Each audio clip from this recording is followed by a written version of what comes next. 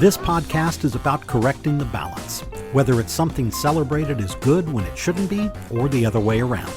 Or maybe the heroic tales of history just need to be knocked straight on their ass. Me, I just want to share the complete picture, because that's when this whole thing gets fun. Warning, jokes and sarcasm may ensue. Welcome to Prick the Balloon. Hi, I'm Mike Vance, and welcome to episode 2 of Prick the Balloon. Almost everything topical has a counterpart in history. On the drop date for this episode, the United Auto Workers, the Writers Guild, and the Screen Actors are still out on strike. That hits you especially hard if you like to watch TV in the backseat of your new car.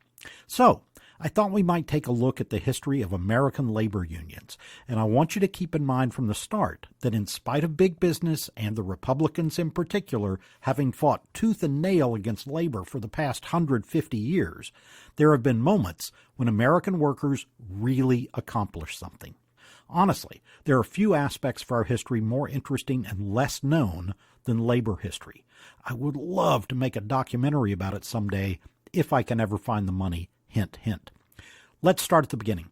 Trade unions are almost as old as the United States Constitution. Before our Constitution could even attend kindergarten, if there'd been such a crazy thing, the cordwainers, and that is a word that needs invigorating, the cordwainers of Philadelphia organized as a union to improve their wages. Cordwainers, for those of you who weren't old enough to remember the 18th century, is someone who makes shoes from new leather, from the ground up, as it were, the soul of the shoe industry. Okay, really sorry. There was actually a strike even earlier than that. In 1768, the journeyman tailors in New York City went on strike to protest a reduction in wages, but they stopped short of organizing a union. By the late 1820s, some of these individual trade unions started banding together. There were even a few national trade unions before the Civil War, and I keep saying trade unions because that's who was doing this. Skilled craftsmen at a given trade. You didn't see people like factory workers or laborers start to embrace unionization until the late 1860s and even after that. And there was a real political and moral component with these early unions too. And I don't want to get too far off into the high weeds, but these people were forming together as part of a movement toward equality that brought you such hits as the American Revolution. It's kind of a continuation of the Enlightenment and Rousseau and Locke and Voltaire and Tom Paine.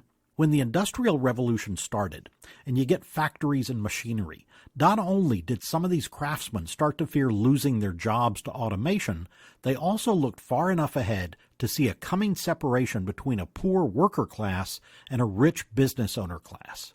And I mention this because it comes from a very noble and human thought process.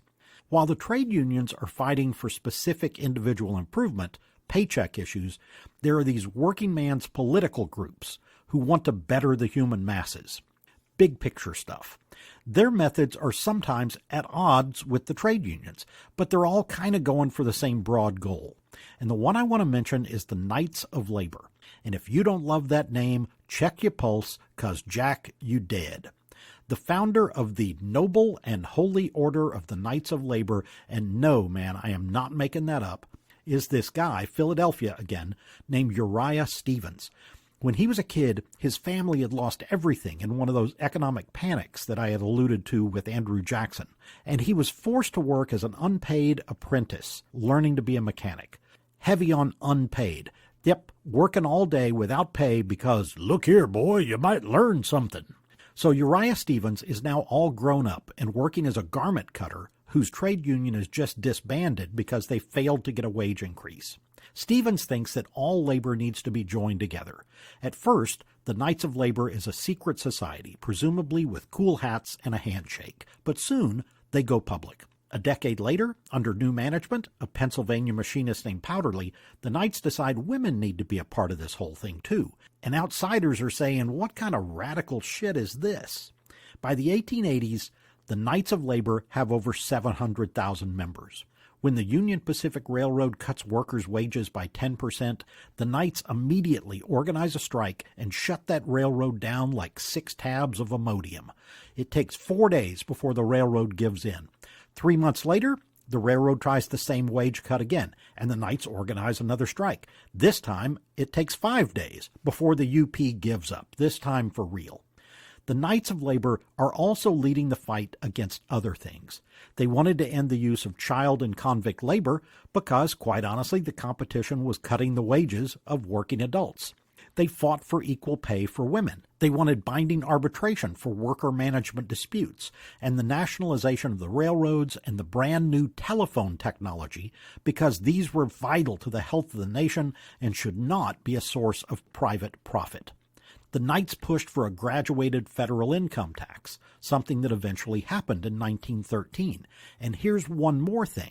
The Knights of Labor opened their membership to blacks. Now, that is not as radical as it seems, because as brutal and discriminatory as things were at the time, the brunt, the worst of Jim Crow, didn't start to take hold legally until the 1890s. One thing they were anything but progressive about was foreign workers. The Knights supported the Chinese Exclusion Act because they saw all these immigrants as just unneeded competition. Finally, the big railroad workers decided they need to stand up to the Knights. They couldn't endanger their fortunes just so a few million workers' kids could have oatmeal, right? I've got polo ponies to feed, man. The first time it went tits up was the Great Southwest Strike against Jay Gould's railroads in Texas. It not only failed, but Gould permanently blacklisted hundreds of workers who went out on strike.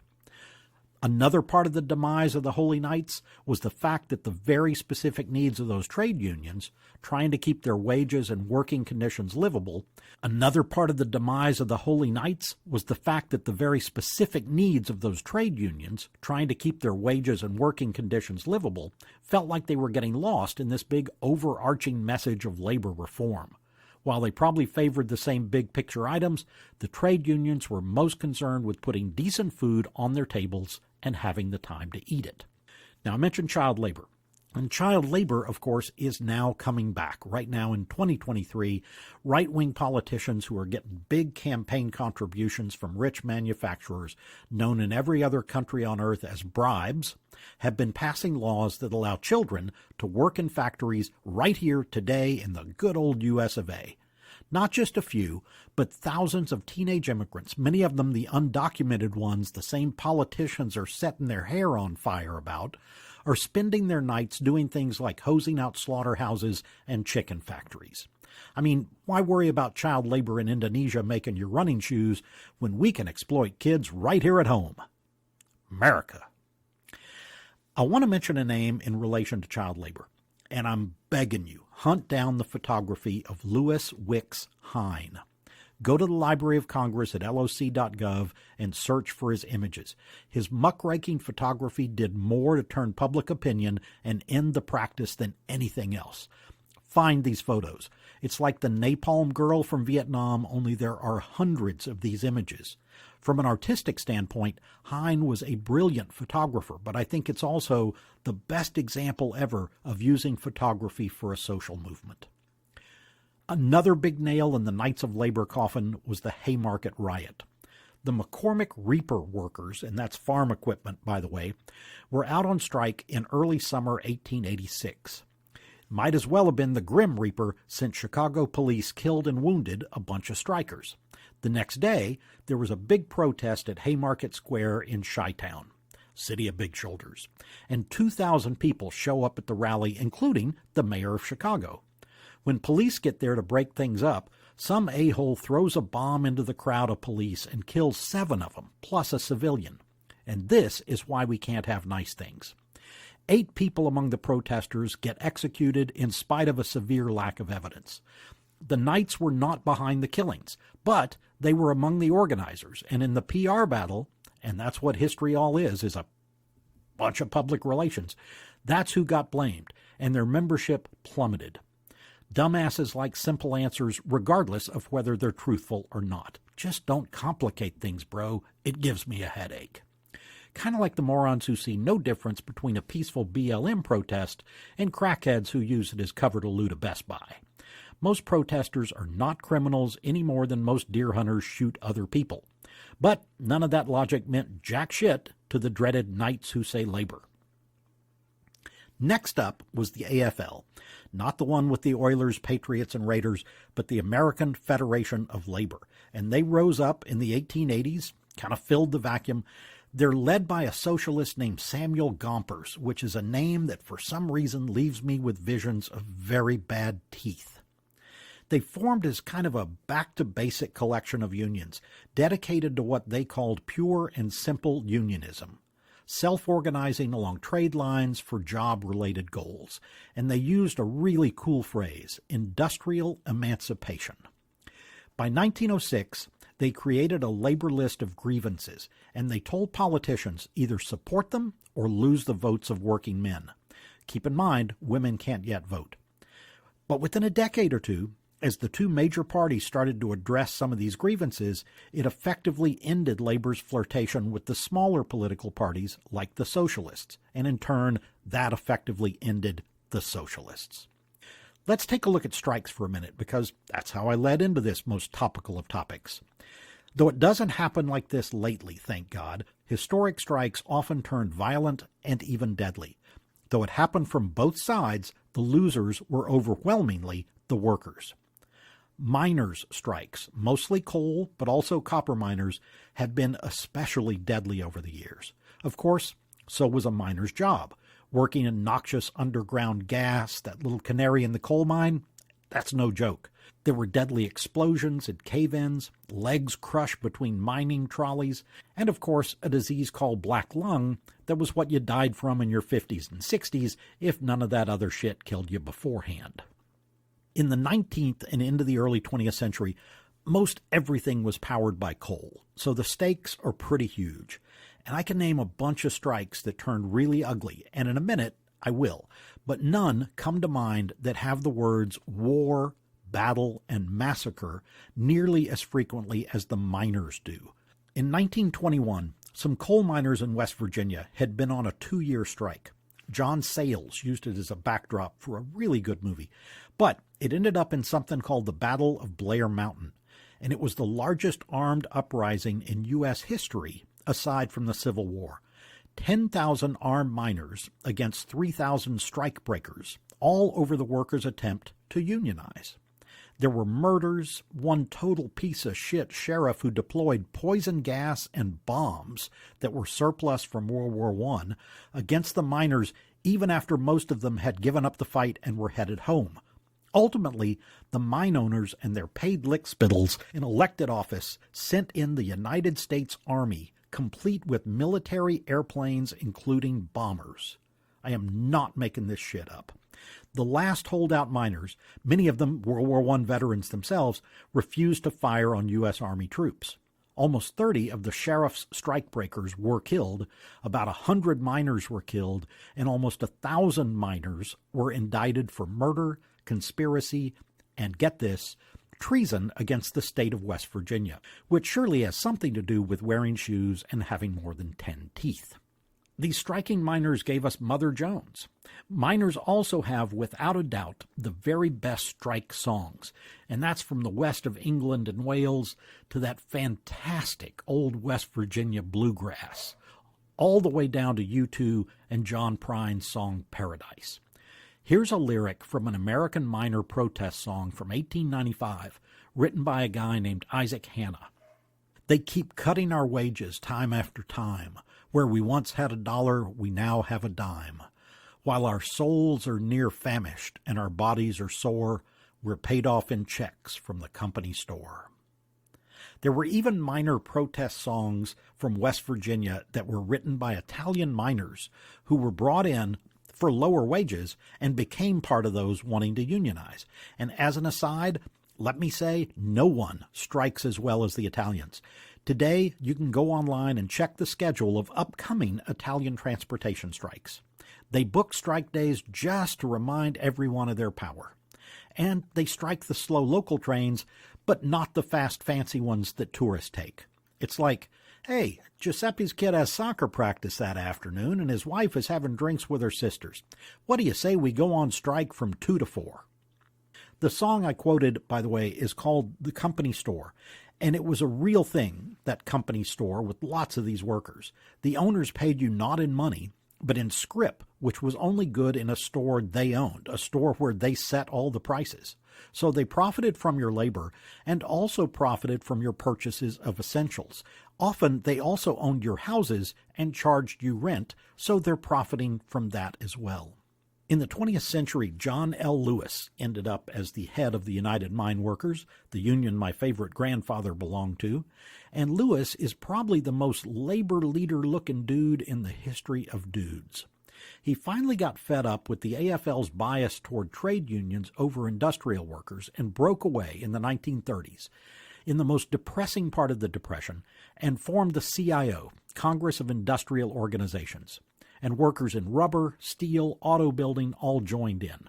Eventually, the CIO merged with the AFL, and that's the origin of what was once this monolithic power of American labor. The railroads have come up a ton so far because they dominated the country at the time. They moved all the goods, the mail, the people who wanted to go more than 20 or 30 miles. Go to a significant number of big American cities back then, and the largest employer was a railroad. And each trade had a separate union. Conductors, engineers, brakemen, signalmen, yardmasters. There are still 13 different railroad unions to this day. But the thing that provoked a shitstorm of trouble was an 1894 strike at Pullman, the company that made sleeper cars for all the railroads in America. Pullman was one of those brand names that became a generic word, like when a boomer Xeroxes a piece of paper or a Brit hoovers their drawing room. The Pullman workers, represented by the American Railway Union, got a deal so raw that you would swear Ted Cruz was involved. George Pullman, who owned the company as well as the town in suburban Chicago where all the workers lived, said times were bad, meaning his investments were down thanks to another of those financial panics. So he cut wages by 25%. Thing was, he also owned the workers' homes, and he didn't cut their rent. So they went on strike. I'm saving the union leader Eugene Debs for his own podcast someday, but the short of it is, after the ARU brought most of the nation to its knees with as many as 250,000 railroad workers going out on strike, the feds issued an injunction and Grover Cleveland sent in U.S. Army troops. 14,000 military and law enforcement guys pour into Chicago. There was shooting and murders, and after 6 or 7 weeks of shutdown, the American public turned against the unions because, for Christ's sake, they just want their freaking mail. If only the public had long enough memories about things like government shutdowns.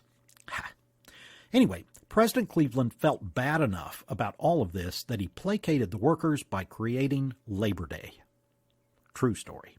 You all know what scabs are, the non-union people brought in to work the jobs of strikers. But they used to have strike breakers, and that is not the same thing. These were men hired specifically to intimidate and commit acts of physical violence.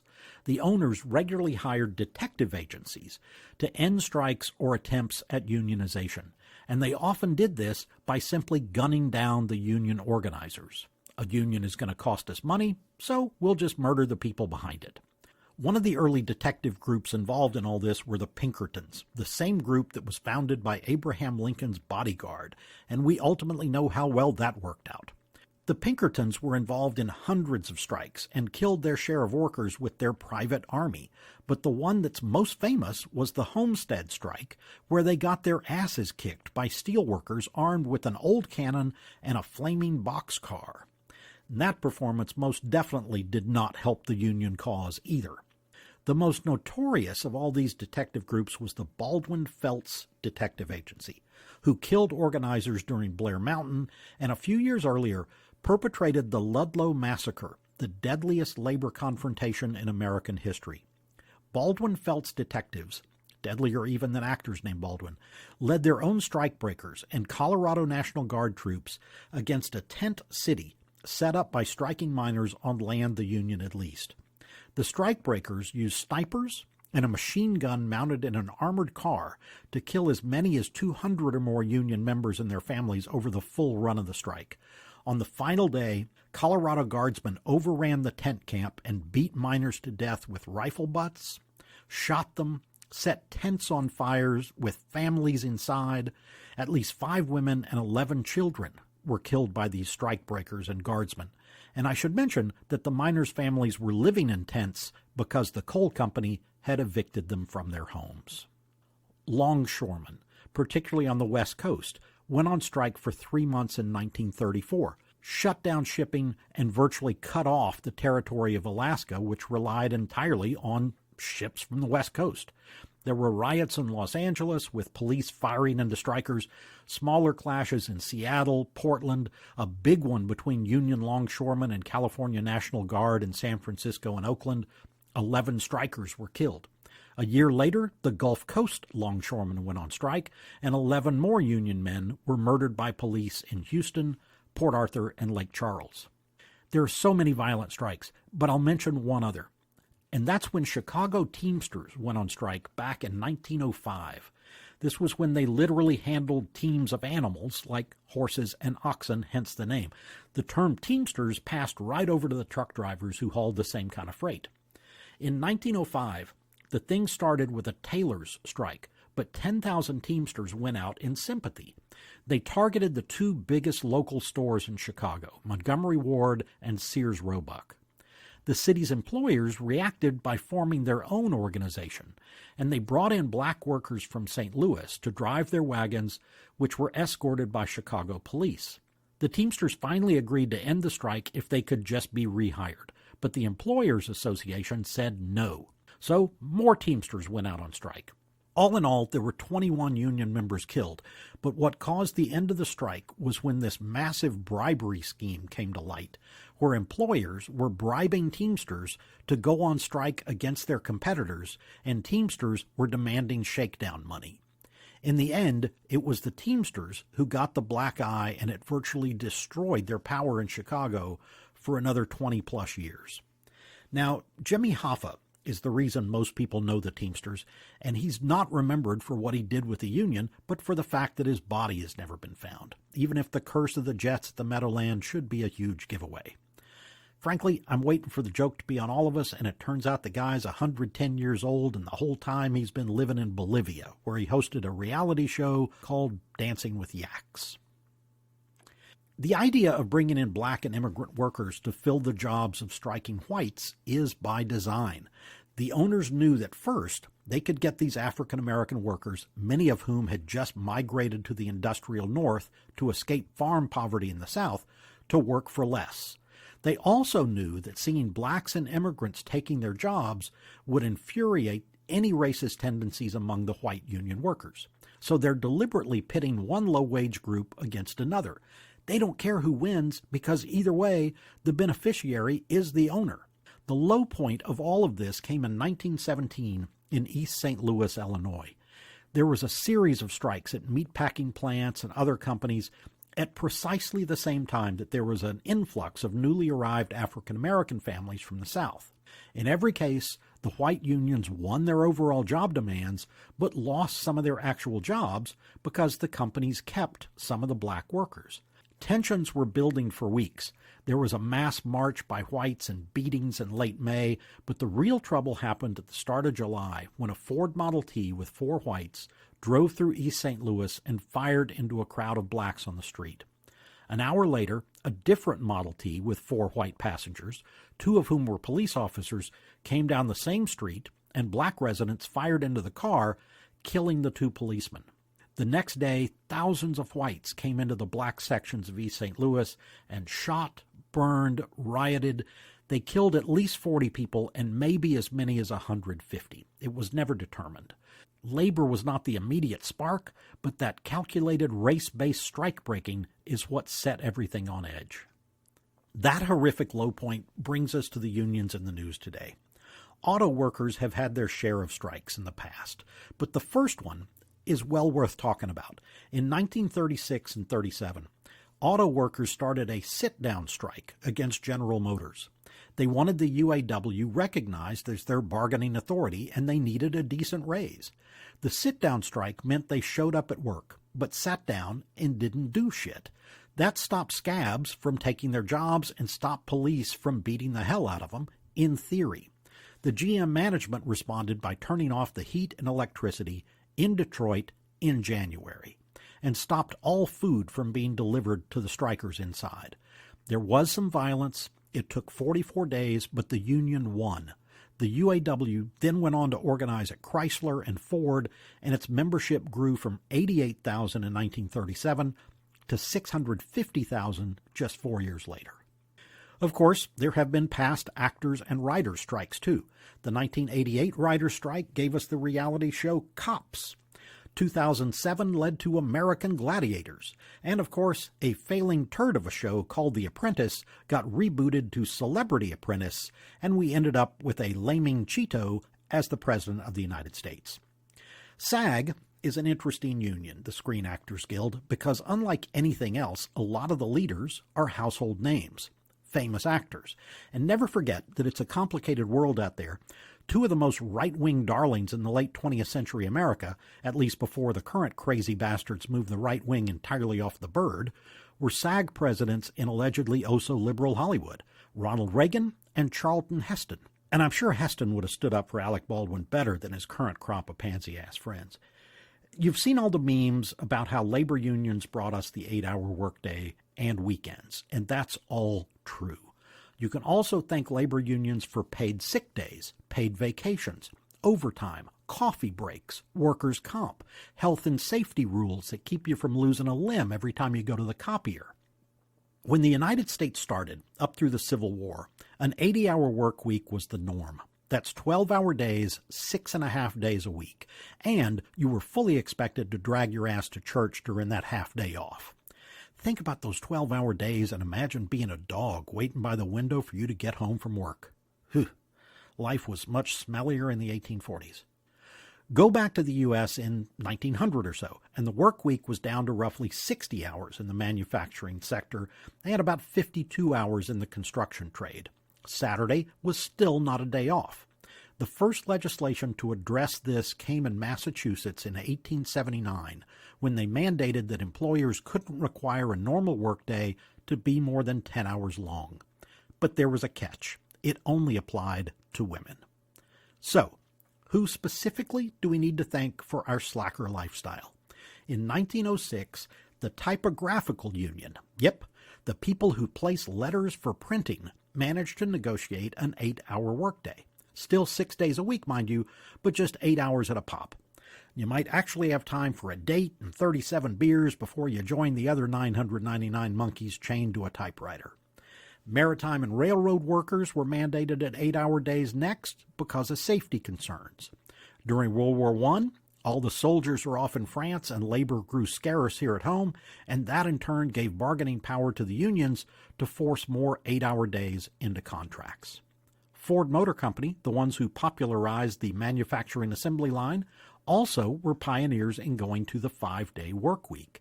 That was about 1920, and immediately the big business community started saying this short work week was going to decimate American productivity. And this part is tough to wrap your head around, but it really was in the 1920s, just a century ago, when a majority of Americans began to understand the concept of leisure time. In the 1930s, when the Depression is raging across the land, wolves howling at the door, dust storms, hand-me-down underwear, Henry Fonda soliloquies, and all that shit, first President Hoover and then Franklin Roosevelt championed the 30-hour work week. The thinking was it was an alternative to laying off workers altogether. Big business is all for it, and it passes the U.S. Senate in 1933. But then there's this unexpected pushback from the right wing who suddenly call this idea communism, and they say that the work week would be stuck at 30 hours forever after. A few years later, the work week was finally capped by federal law, first at 44 hours, with every hour more than that classified as overtime for half again as much pay, and just 2 years later in 1940, the work week is defined as 40 hours. Today, the average U.S. worker actually toils about 50 or even 60 hours a week, and that is due to rises in gig economy, contract labor, having to hold 2 jobs because Ronald Reagan started the precipitous decline of the middle class. Hey, credit where it's due. The labor movement had a chance to really be a leader in matters of race, and for a brief, shining moment or two, they were. Several of the earliest unions, including some of the farmers' unions, were integrated. When the AFL formed, they swore to demand integrated unions. But in the rest of America, by the late 1880s and 1890s, Jim Crow had taken firm hold. And that meant that within a given workplace or industry, it was whites who were given the skilled jobs and blacks who were kept pinned down in the unskilled, lower-paying jobs. So when the AFL tried to follow its own rules of organizing individual jobs, it came down to segregated work anyway. In 1895, after failing to launch a mixed-race machinist union, the AFL caved in and allowed formation of the all-white International Association of Machinists. The same thing happened to women and immigrants. They were defended in rhetoric, but abandoned in practice. The only exception were Asian immigrants who weren't even defended in the first damn place. What this did is you ended up with two separate unions in the same workplace. Longshoremen are a particularly crazy-ass example. There were white unions and black unions on the same docks. When a ship tied up for unloading, the contracts with the Port Authority might send a black crew down into the hold to unload for 4 hours, and then they leave, and the white union comes into the same ship and picks right up where the black longshoremen had left off. And if that doesn't spotlight the incredible stupidity of racism, I am at a loss. In spite of murderous debacles like East St. Louis, some of the first civil rights gains did come through labor unions.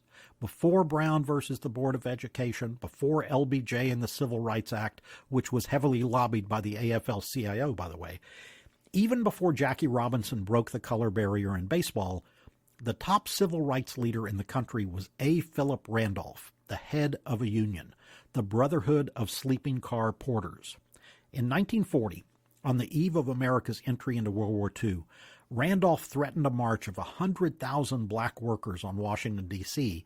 to protest discrimination in hiring in the defense industry.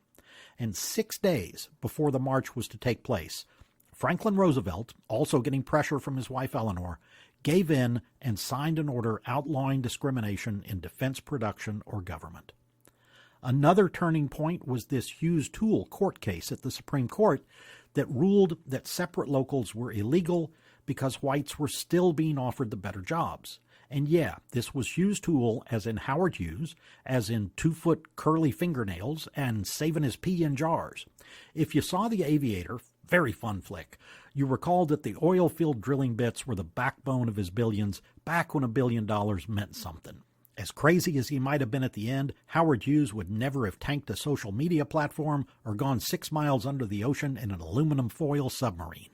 Hughes Tool even had these great athletic facilities for their workers and ball teams, but only the white ones.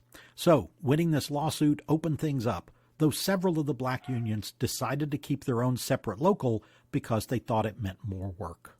The American labor movement has most definitely had high points and low points. The highest point came toward the end of the Great Depression when FDR's New Deal incorporated a bunch of labor's wishes into national policy. That allied organized labor with the Democratic Party. In 1935, Congress, filled with those New Deal folks, passed the Wagner Act. It created the National Labor Relations Board, which changed the entire nomenclature from mediating disputes between management and labor to simply enforcing workers' rights. It gave all employees the right to form a union, and it mandated that employers negotiate with a democratically elected union. But Republicans don't like unions, so in 1947, back in control of Congress, they passed the Taft-Hartley Act over President Harry Truman's veto. Taft-Hartley created a slew of restrictions on striking and boycotts, even on sympathetic picketing. It allowed employers to deliver threatening anti-union speeches at work. But the big damage was allowing states to pass right-to-work laws, more appropriately known as right-to-work for less. That prohibited people being required to join the union at their place of employment, even though they would still be entitled to all of the gains the union negotiated on their behalf. They just didn't have to pay dues. It was like perpetually eating out of your neighbor's refrigerator, or quite literally stealing your coworker's lunch. 8 states took Congress up on that right away. 4 more in the 1950s, another 4 between 1960 and 2000.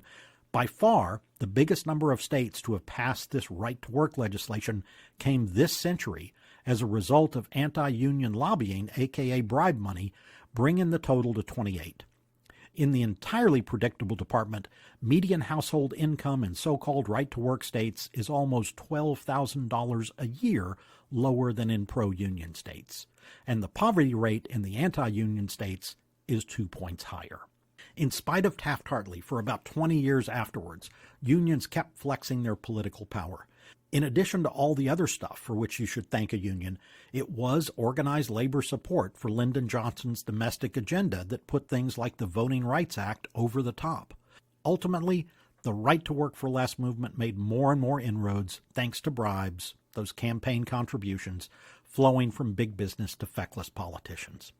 Under every single Republican and a couple of very centrist Democrats, you got deregulation of communication, transportation industries, you got loosening tax laws and gutting regulation so that an avalanche of U.S. manufacturing work could be shipped overseas, where poverty-level wages and child labor were totally jake with everyone. This brought on the big plant closings that destroyed many Midwestern cities. He may be an acerbic jackhole, but Roger Moore was right. By the end of the Reagan administration, union membership in the U.S. had fallen to less than a third of what it was at the end of World War II. And the erosion of American middle class was moving like a bug in a power flush toilet. Those Republican anti-union forces were totally blatant, too. Starting with Reagan, Republicans actively, openly, and relentlessly worked to destroy unions. They signed off on this policy of destroying unions since it meant more cashola into the pockets of their rich-ass handlers, who in turn tossed their politician lapdogs plenty of bones. The most famous union busting under Reagan was, of course, the air traffic controllers. Now, of all the unions for that dipshit to go after, he picked the one where airplanes full of people can potentially run into each other. He couldn't have picked the janitorial workers where the biggest risk to humanity was a lingering cleanup on aisle 3. I mean, Jesus, Ronnie, some people are already scared enough about flying in a thin metal tube without you putting zombified trade school dropouts in charge of routing their aircraft. Catch my breath. I want to leave with some hardcore facts about how unions impact the economy. The simplest way to put this from a history standpoint is that with unions, we have a middle class, and without them, we don't. Looking at the 20th century, which is our most recently completed century without going over, you see that whenever union membership was highest, income disparity in the United States was lowest. As an in-your-pocketbook example, using collective bargaining, the whole point of unions in the first place, U.S. unions more than tripled wages in manufacturing between 1945 and 1970. More than tripled wages in just 25 years. That's how we ended up with a strong middle class. Compare that to the over 40 years since the Reagan administration started in 1981. Real wages against inflation have actually gone down. The only thing that's increased is pay for top management, and that has gone up, I hope you're sitting down, more than 1,000%. Income for the average worker over the same 40-plus years has gone up about 12%, and that is a loser against inflation. And nobody wants to be a loser, right?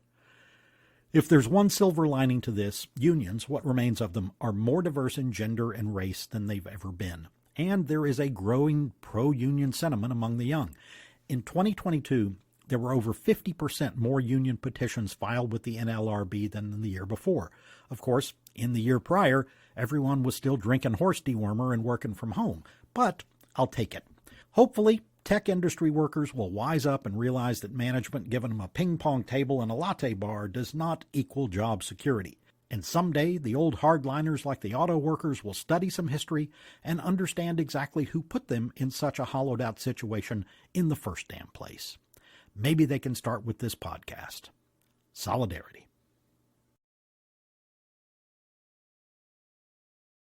Thanks for listening. Be sure to check out my website at MikeVanceWriter.com. Prick the Balloon is copyrighted by Mike Vance, all rights reserved.